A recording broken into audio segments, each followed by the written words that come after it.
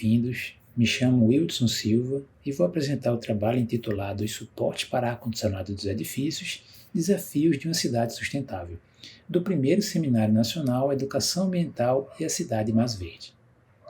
Partindo um pouco para a parte de introdução, com a demanda global por energia, principalmente energia primária, o consumo elevou ao longo dos anos, principalmente pela evolução tecnológica, a era do computador, esses foram intrínsecos para uma melhora da qualidade de vida e, consequentemente, uma solicitação para sistemas de refrigeração que pudessem realmente dar mais conforto à população. Então, partindo para um pouco de uma análise mais global, dos domicílios com ar-condicionado, em países como Estados Unidos e Japão, essa inserção do ar-condicionado das edificações são em torno de 90%.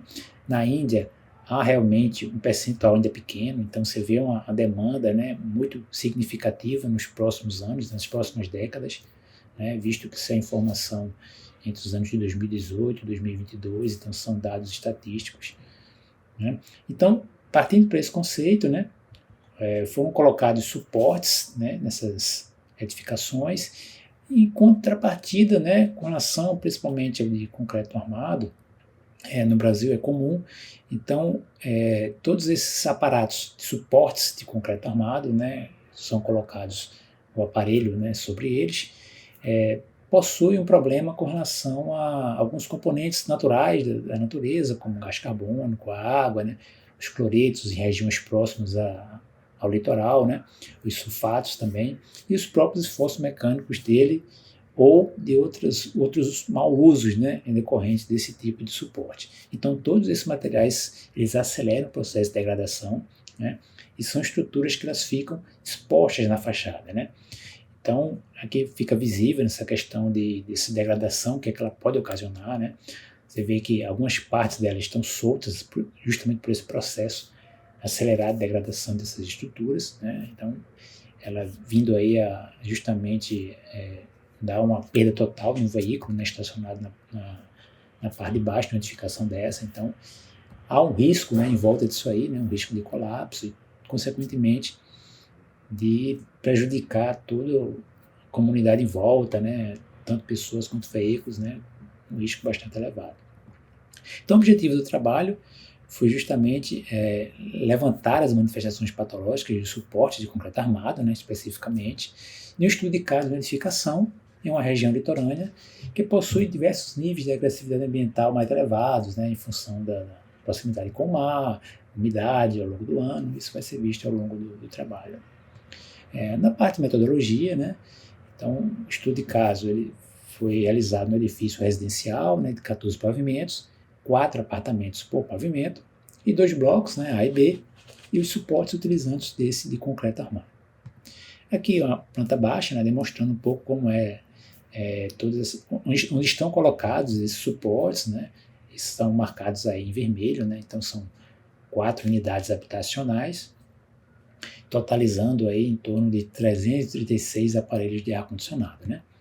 Aqui é uma visão de um deles, como foi catalogado toda essa parte aí, foram feitas imagens aéreas, nos pontos vermelhos aí, pegando a face superior, a parte frontal, a parte lateral esquerda e direita, e por questões do drone não conseguir realmente fazer a imagem da parte inferior, esse modelo utilizado, foi colocado através de uma câmera com super zoom.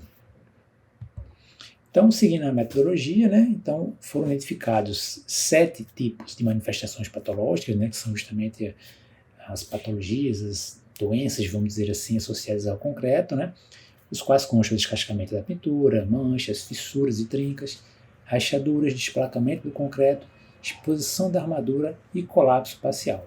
Seguindo uma sequência aí, quanto maior o nível aí, mais perigo ocorre nesses suportes, ou o que decorre deles, como a queda ou algo do tipo. Partindo para a fase de resultados, então, com relação às condições climáticas, o edifício, claro, o CO2 está presente na natureza, por ter uma condição de veículos, com a passagem tanto na parte de estacionamento, quanto uma imagem partindo aí para uma cidade litorânea aí bastante diversificada, tem bastante população, bastante carro e trânsito elevado também, acaba tendo mais proliferação de CO2, de mais CO2 embarcado ali naquele ambiente, né? Um outro ponto, ele está a 6.640 metros do litoral, né, do arrebentamento das ondas, né? Isso aí também é um fator agravante com relação às condições climáticas, né? Partindo aqui um pouco agora para a parte de umidade, né? A umidade relativa do ar, ela é elevada durante todo o ano, né? Então percebe-se aí que ela praticamente quase não é inferior a 60%, né? Chegando aí a mais de 90% em todo o ano. Então você tem uma umidade relativa do ar bastante elevada. Essa umidade relativa, ela propicia o acesso dos agentes agressivos, né? Porque tanto ele estando completamente imerso na água ou completamente seco, são as condições mais favoráveis para que não ocorra esse acesso dos agentes agressivos, mas nessas condições de umidade média, né, alta, mas que não chega aos extremos de baixa e alta, eles são mais propícios a que os agentes como o CO2 e os íons cloretos ingressem dentro do concreto. Então nós estamos falando de uma condição aí média favorável ao ingresso de agentes agressivos. Com relação à direção dos ventos, né, então rajadas de ventos, elas também propiciam que esses íons cloretos no arrebentamento das ondas possam ir a distâncias maiores e, consequentemente, ficar colidindo com as edificações, né, com o concreto e, consequentemente, favorecendo que esses agentes entrem e acelerem o processo de degradação do concreto. Então, as rajadas de vento aí, em alguns momentos do ano podem superar, inclusive, os 12 metros por segundo, né? A partir de 3 metros por segundo já é constatado que as rajadas de vento propiciam que esses íons cloretos possam avançar até quilômetros por dentro do continente, né? Então, partindo um pouco para a análise após os levantamentos aéreos, né? Então, constatou-se que 99% das pinturas e manchas elas ocorreram nesses suportes, né? Quase 100%, né? Estavam com problemas de desgaste, né? 90% das fissuras eram presentes na parte superficial do concreto, de todo esse suporte. Desplacamento tinha uma parte do concreto, né, desplacado, e 33% desse suporte, né, seguido por corrosão da armadura exposta em praticamente 21%, inclusive com colapso parcial em 21% desses suportes, né? Algumas partes já não constavam mais no suporte. Partindo para um estudo um pouco mais relacionado à classificação das rachaduras, né?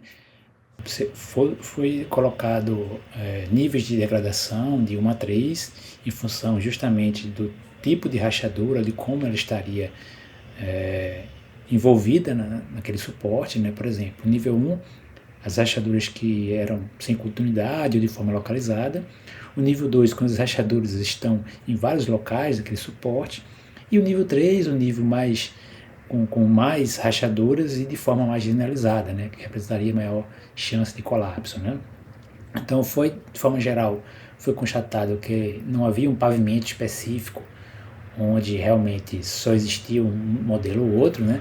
Apesar de ser constatado nos pavimentos mais altos, como o 14, né, aí com o nível 3, mas também foi perceptível também um nível alto com o nível 3 no pavimento 11, né, no pavimento 6. Então, de forma geral, eles estavam espalhados, né, não sendo influenciados apenas pelo fator altura, né.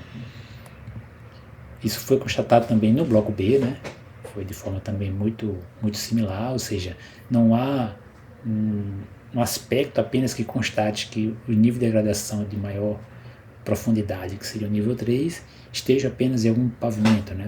Nesse caso do bloco B foi constatado nos pavimentos 2, 4, 6 e 14, com a mesma quantidade, né, de suportes com um nível mais generalizado de rachaduras, né? Partindo aqui para uma questão de direção, né, o que poderia ser influenciado pela questão dos ventos, né, pela questão das chuvas, Poderia influenciar um pouco mais as fachadas sul e leste, visto que elas sofrem diretamente a questão dos ventos, né, seriam mais afetadas. Foi constatado tanto no A quanto no bloco B que essas direções assim não afetam especificamente a sul e leste, né? Você vê no caso do bloco B, né, que a fachada norte acaba tendo um ponto de maior rachaduras generalizadas, né, com nível 3, então não necessariamente as que levam essa influência direta do vento ou especificamente das chuvas seriam as mais afetadas. Partindo para uma análise de queda de objetos, né, o que é que a altura poderia influenciar em partes desses objetos que desprendem desse processo corrosivo do concreto, poderia provocar o cair ao solo, né? Então objetos de 1 kg, né, ou seja, partes dos suportes, ou objetos de 25 kg, né, praticamente quase um suporte completo, o que é que ele ocasionaria ao cair ao solo, né? Então partindo para edifícios aí até 102 metros, que foi objeto dessa análise, né? Em objetos de 1 kg, por exemplo, caindo numa altura aí de 100 metros de altura, né? Ele podia chegar aí a 2 toneladas, né, no chão, né? E objetos maiores, como de 25 quilos, poderiam chegar a 50 toneladas, né? Então, como isso aí influencia, né, questão da altura, e como isso é tão preocupante com relação à passagem de pedestres, né, que estão em volta das edificações, veículos estacionados e tudo mais. Partindo já para um pouco da conclusão, né, o que se constatou foi que as condições da cidade com temperaturas e umidade relativa do ar em patamares elevados durante todo o ano, elas são condicionantes propícias ao desgaste prematuro do concreto, né? O concreto, por ser desprovido de controle de qualidade, né, não ter esse controle adequado para os suportes, por não ser um objeto que acaba não tendo esse cuidado, né, na concepção e na colocação dele, inclusive para o atendimento às características mínimas para a região litorânea, por exemplo, favorece o acesso a agentes agressivos no concreto, acelerando esse processo de corrosão e desgaste prematuro, tanto pelo ingresso do CO2, né, gás carbônico, quanto pelos íons cloretos. Todos esses fatores também propiciam, né, a degradação do suporte, e independente da altura ou da direção onde eles estejam. Então, fatores como a qualidade do concreto, a umidade relativa do ar, são fatores mais preponderantes do que propriamente a altura e a direção desses materiais contaminantes. E o consumo do cimento, né, ter tornado assim, um dos grandes causadores do efeito estufa, né? Então as estruturas que, além do risco de queda, também têm uma vida útil muito pequena, elas acabam propiciando o maior consumo desse material, né, do cimento, e também no descarte, né, porque são materiais que precisam ir para o descarte. Então são dois condicionantes aí também com relação ao aspecto ambiental, às cidades, né, de ser mais sustentáveis, né. Aqui partindo um pouco para a referência bibliográfica, e agradeço a todos.